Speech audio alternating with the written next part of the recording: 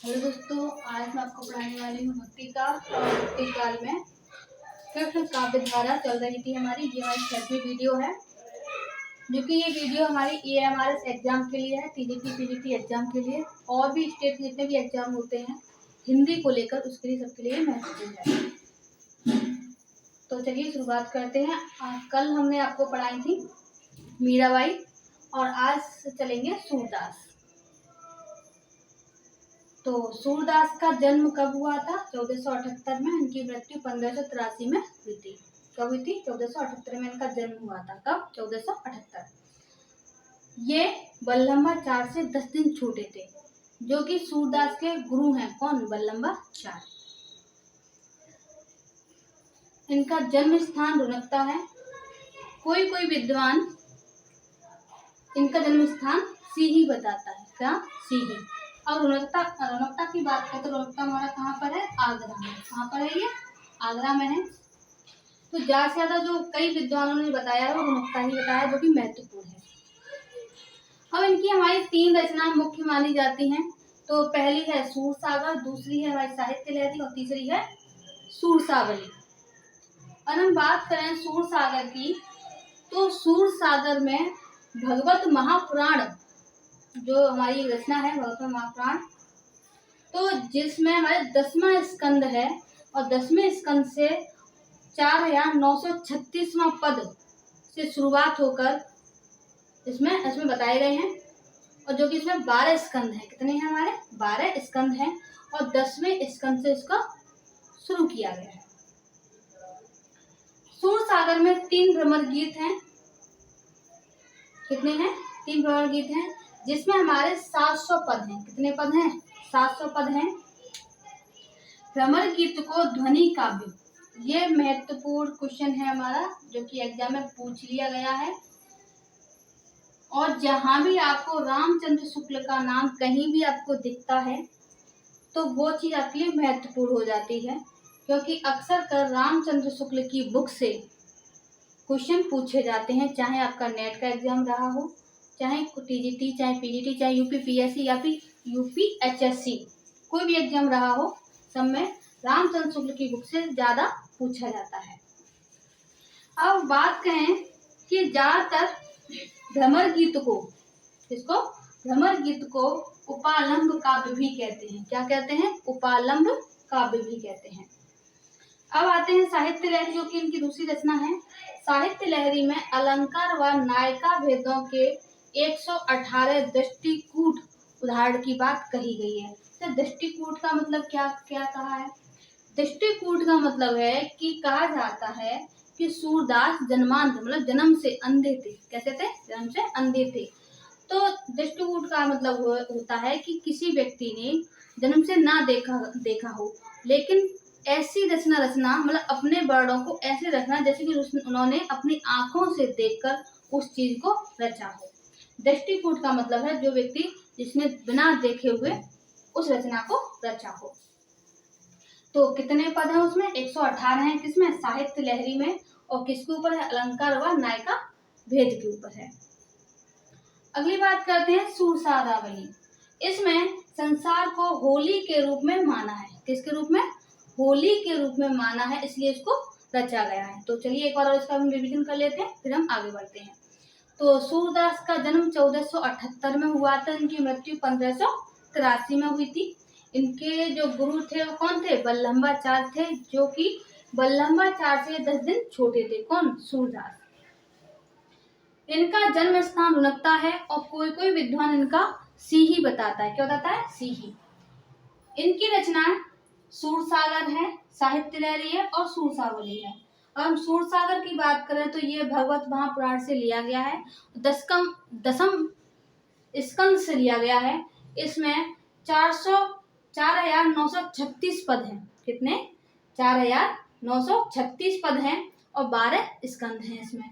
ये क्वेश्चन भी हमारा बन जाता है, पूछा गया है, क्योंकि जब मैं TGT का एग्जाम देने गई थी 2018 का 18 का था शायद, 18-19 का एग्जाम था, तो उसमें पूछा गया था कि सूरसागर में किससे प्रभावित है, मतलब किससे लिया गया है। तो यहाँ पे हमारा था भगवत महापुराण। ये क्वेश्चन आया था मेरे टीजीटी के एग्जाम में 2018 में। तो इसलिए ये सारी चीजें हमारी महत्वपूर्ण मानी जाती हैं कि जितने भी मैंने आपको चीज लिखवा रही हूँ यहाँ पर या बता रही हूँ वो सभी इम्पोर्टेंट है। और हमारे सूरदास की कितनी रचनाएं हैं? 3 हैं। सूरसागर, साहित्य लहरी और सूरसावली है। सूरसागर में क्या है कि भगवत महापुराण से लिया गया है, ठीक है, 10वें स्कंद से है। ये भी क्वेश्चन यहाँ से आ जाता है। इसमें 12 स्कंद है हमारे, ठीक है। और इसमें सूरसागर में 3 भ्रमर गीत हैं। कितने हैं? 3 भ्रमर गीत हैं। भ्रमर गीत को ध्वनि काव्य किसने कहा है? रामचंद्र शुक्ल ने कहा है। और भ्रमर गीत को उपालंब काव्य भी कहते हैं। साहित्य लहरी में अलंकार और नायिका भेदों का वर्णन किया गया है, जो कि एक ये दृष्टिकूट का उदाहरण है। इसमें 118 पद हैं। और सूरसारावली को संसार को होली के रूप में माना गया है। ये आपका यहाँ से खत्म होता है। अब देखिए, आज आपका कृष्ण काव्य खत्म हो जाता है और आज से ही आपका शुरू होगा राम भक्ति काव्य। क्या शुरू होगा? राम भक्ति काव्य। तो चलिए अब आगे हम शुरुआत करते हैं। राम भक्ति काव्य में हमारे कम से कम 3 कवि बताए गए हैं, जिसमें हमारे केशव हैं, इंपोर्टेंट रहेगा। तो यहाँ पर संप्रदाय से क्वेश्चन हमारे पूछ लिए जाते हैं। अगली बार जो एग्जाम टीजीटी यूपी टीजीटी का हुआ था उसमें ये वाला क्वेश्चन यहाँ से हमारा फंसा हुआ था, यहाँ से किसी संप्रदाय के कौन प्रवर्तक है ना। 2018 में हमारा एग्जाम हुआ था, उस टाइम की बात है। तो अब क्वेश्चन हमारा बनता है कि श्री संप्रदाय के प्रवर्तक कौन है? रामानुजाचार्य हैं, जिनका जन्म कितना है? 1016 है। गुरु याद प्रकाश है। दर्शन विशिष्ट द्वैतवाद है। और जन्म कहाँ हुआ था इनका? कांचीपुरम में। कहाँ पर? कांचीपुरम में। तो चलिए इनकी थोड़ी थोड़ी हम ट्रिक और बनाएंगे। तो पहले इसको पढ़ लेते हैं, उसके बाद ट्रिक बनाएंगे, ठीक है। तो ब्रह्म संप्रदाय के कौन है? राम माधवाचार्य, 1199। और दर्शन क्या है? द्वैतवाद। और जन्म स्थान बेली ग्राम है। ऐसे संप्रदाय रुद्र हैं, जो कि विष्णु स्वामी है इनके प्रवर्तक। जन्म स्थान 1300 है। और इनका दर्शन क्या है? शुद्ध द्वैतवाद है। इनका जन्म स्थान नहीं है। सनकादि की बात करें तो निम्बार्काचार्य के हैं, 1114 में है इनका जन्म हुआ। नारद मुनि इनके क्या है? गुरु हैं। और द्वैतवाद क्या है इनका? क्या है? दर्शन है। और निम्बापुर क्या है? इनका जन्म स्थान है। ऐसे रुद्र की बात करें तो रुद्र संप्रदाय है, जो कि वल्लभाचार्य ने भी शुरुआत किया था। और 1478 में इनका जन्म हुआ है। विष्णु स्वामी इनके गुरु हैं। और शुद्ध द्वैतवाद इनका दर्शन है। और चंपारण रायजिला क्या है? इनका जन्म स्थान है। तो चलिए थोड़ा बहुत हम ट्रिक बना लेते हैं। श्री क्या है? राम। ये तो आपको याद है कैसे? क्या बोलते हैं? श्री राम। क्या बोलते हैं? श्री राम। तो श्री किससे है? रामानुजाचार्य से, क्योंकि यहाँ पे कोई रामानुजाचार्य से कोई भी हमारा नहीं है। तो श्री रामानुजाचार्य 1016 है ना। तो जब भी कोई व्यक्ति है, किसी के नाम के आगे जब श्री लगाते हैं, कोई व्यक्ति बड़ा हो जाता है तो श्री लगाते हैं ना। तो क्या है? तो जब 16 ईयर के थे, मतलब 16 साल के थे, तब से राम जी के नाम के आगे क्या लगा दिया था? श्री लगाया था, है ना। तो ये हमारी ट्रिक हो जाएगी याद करने की। तो रामानुजाचार्य जो है इनका संप्रदाय कौन सा है? श्री संप्रदाय। तो श्री कौन है? राम, ठीक है। कितने? 1016। अब क्या है? याद प्रकाश। जब राम का जन्म हुआ तो संसार में क्या फैल गया? प्रकाश फैल गया। क्या फैल गया? प्रकाश। तो गुरु कौन हो गए रामानुजाचार्य के? याद प्रकाश है। अब दर्शन क्या है? विशिष्ट। अब इसका ट्रिक देखिए, जो श्री राम है वो कैसे हैं? विशिष्ट हैं भाई। हम जब अक्सर कर हम क्या बोलते हैं? पुरुषोत्तम राम बोलते हैं, है ना। क्योंकि वो सब पुरुषों में क्या है? उत्तम है ना। तो कैसे हैं? विशिष्ट हैं। ये तो बोलेंगे विशिष्ट हैं। तो क्या हो गया उनका दर्शन? इनका दर्शन हो गया विशिष्ट द्वैतवाद। इनका जन्म स्थान क्या है? कांचीपुरम। क्या है? कांचीपुरम। अच्छा, अगला है ब्रह्म। तो ब्रह्म में देखिए, ये भी यहाँ पर आधा हमारा होता है ना, ब्रह्म आधा आधा हा। तो यहाँ पर भी देखो आधा धा, माधवा। तो यहाँ धा है, यहाँ पे हा है।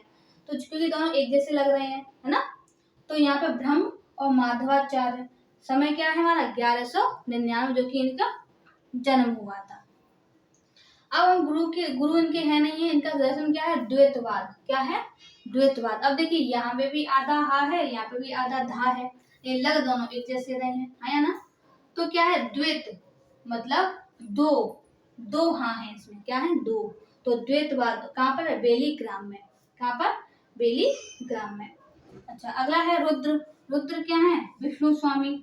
तो रुद्र संप्रदाय है, इनका जो प्रवर्तक कौन है? विष्णु स्वामी है। अब विष्णु क्या हो गए? रुद्र हो गए। रुद्र का मतलब होता है हमारा गुस्सा होना। आपने देखा ही होगा कि एक रौद्र रूप होता है ना, हमने जब रस पढ़ते हैं तो रौद्र आता है, रौद्र है ना, क्रोध का रौद्र। तो वही रुद्र, तो जैसे हमारे जो शिव शंकर जी हैं, कहते हैं रौद्र तांडव कर रहे हैं, तो वही वाला वर्ड है कि रुद्र क्या है? विष्णु। तो विष्णु जी गुस्सा है, ठीक है। कब? 1300 से, मतलब जब उनकी 13 साल की उम्र थी, सबसे ज्यादा गुस्सा उन्होंने कब दिखाया था? 13 साल की उम्र में ही दिखाया था। किसने? विष्णु स्वामी ने। तो ये कैसा था? शुद्ध अद्वैत है। जो श्री, अगर हम विष्णु की बात करें तो विष्णु कहीं ना कहीं हमारे कौन है? श्री कृष्ण है। और श्री कृष्ण जो है वो कैसे हैं? शुद्ध हैं। कैसे? शुद्ध है, मतलब सबसे अच्छे भगवान है। हम बस ट्रिक बना रहे हैं, भावनाओं पर नहीं जाइएगा। तो शुद्ध है। कैसे हैं? शुद्ध द्वैतवाद है। ऐसे ही सनकादि क्या है? निम्बार्काचार्य है और 11 से 14। अब देखिए निम्बार्का, इसका ट्रिक बनाए तो क्या है? द्वैतवाद, द्वैता द्वैत, मतलब निम्बार का मतलब नींबू, है ना। निम्बार का मतलब नींबू, और नींबू क्या है? द्वैता द्वैत का मतलब होता है दो दो नींबू, है ना। तो क्या हुआ कि जो निम्बार्काचार्य हैं वो क्या करते हैं? दो दो नींबू देते हैं सबको, है ना। क्या देते हैं? दो दो नींबू देते हैं। क्या? जब उनको सनक आ जाती है तब। किनको? निम्बार्काचार्य को। किसको? निम्बार्काचार्य को। तो सनक जब आ जाती है, सनकादि है इनका क्या? संप्रदाय। और निम्बार्काचार्य है, 11 से 14 में इनका क्या है? जन्म है। क्या है? नारद मुनि है ये। तो इनके गुरु का नाम क्या है? नारद मुनि, ठीक है ना। तो अगर हम किसी को ना बोले तो नारद मुनि को बात कर सकते हैं। जैसे कि जो निम्बार्काचार्य हैं, जो नींबू हैं, दो नींबू देते हैं किनको? नारद मुनि को। जब उनको क्या आता है? जब वो उनको सनक आ जाती है तब, ठीक है ना। और निम्बापुर बेली जिला, ये तो आप जान ही जाओगे कि इनका सेम टू सेम मैच कर रहा है। रुद्र, अभी हमने रुद्र यहाँ बताया था, तो यहाँ वल्लभाचार्य से भी है। तो रुद्र संप्रदाय जो प्रवर्तक हैं, तो रुद्र की किसने की है? वल्लभाचार्य ने भी की है और विष्णु स्वामी ने भी की है। तो दोनों ही एक, अगर हम कहें तो मान सकते हैं। इन्होंने की है 1478 में, मतलब इन्होंने पहले कर दी, इन्होंने बाद में की है। इनके और गुरु की बात करें तो विष्णु स्वामी, तो आप जान सकते हैं भाई वल्लभाचार्य के गुरु कौन हो गए? विष्णु स्वामी कहलाएंगे, क्योंकि इन्होंने पहले कर दिया है। तो इनके गुरु कौन हो गए? विष्णु स्वामी हो गए। तो ये क्या है? शुद्ध अद्वैत सेम टू सेम है, कोई अलग अलग नहीं है। तो रुद्र शुद्ध अद्वैत, और कहाँ पर? चंपारण में किया। कब? चंपारण, राम राजला, कहाँ पर? राजला। ये आपको शायद समझ में आ गया हो। तो चलिए अब हम शुरुआत करते हैं यहाँ पर केशव की। तो केशव के बारे में पढ़ते हैं। केशव जी के बारे में पढ़ते हैं।